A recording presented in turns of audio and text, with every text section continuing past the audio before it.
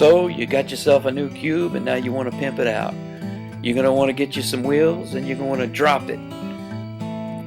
I went with the Rockstars, and this is the before shot. That's just way too much space in the wheel wells for me. I went with the iBox Sportline springs, 1.8 inches dropped in the front, 1.5 in the rear. You're definitely going to need some spring compressors. You can get them at AutoZone for free on their tool loan program. This is one of the easiest jobs you can do. You don't really need all these tools. Just basic hand tools will do. You'll need a couple of jack stands and a jack, obviously. Step 1, remove the front wheels. Step 2, remove the link bolts on both sides. Step 3, remove these 2 bolts and just let the hub and brake assembly dangle.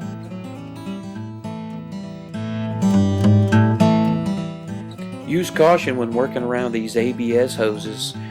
Just pull them out of the way and let them hang there. They'll be okay. Just don't puncture them.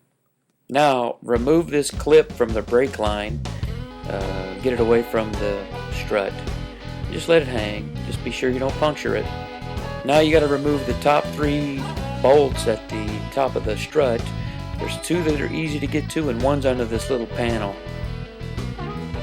If you don't use a magnetized socket, use a piece of plastic to pull the bolt up out of the little compartment under that panel. Otherwise you'll lose that bolt.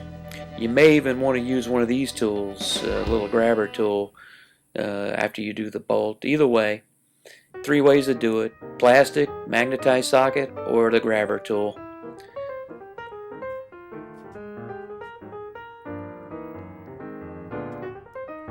Now at this point, once you get that out, the strut and spring assembly should just fall right out easily. Now the only thing that's going to give you trouble is the cap nut at the top of the strut hat. Use an open end box wrench and an Allen wrench to get this off. Don't use an air tool. See that rust? I think they do that on purpose. This thing, that little cup where it sits in, catches a lot of water and it just rusts those out. It's very common on a lot of different cars. If it gives you too much trouble, just take the assembly into a shop. Okay, step 8, just do everything in reverse. Put the strut hat back on and assemble the struts into the car. You're done with the front.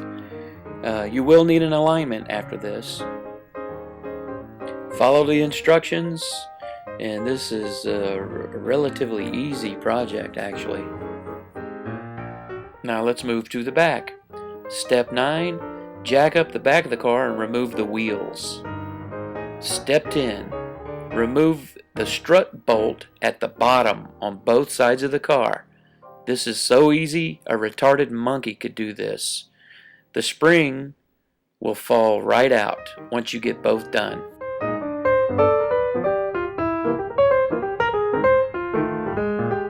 Step 11, install the new spring.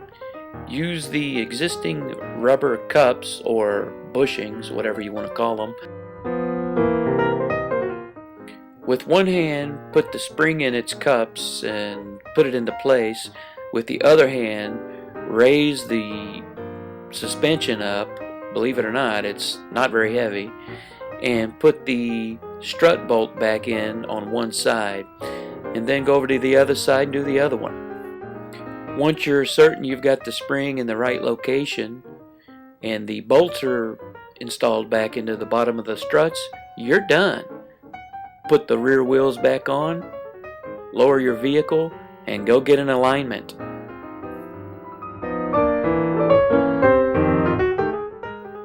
It's important to go get an alignment because you'll burn up those brand new tires if you don't. You don't want that. So anyway, this is the after shot. Before, after. By the way, the ride quality is an improvement, I think. Handling is much more responsive. However, when you do hit bumps, you do feel springy, but I like it. Hope this helps.